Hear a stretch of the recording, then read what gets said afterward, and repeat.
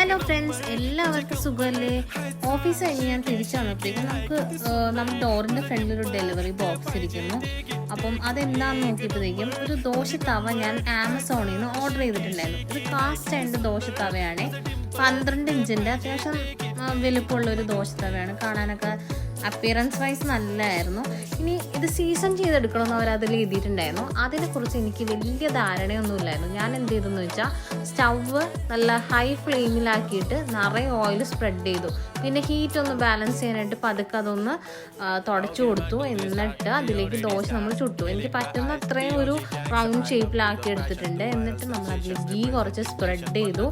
കുറച്ച് ടേസ്റ്റിന് വേണ്ടിയിട്ട് നമ്മൾ ചമ്മന്തിപ്പൊടിയും അതിൽ ഇട്ട് കൊടുത്തു.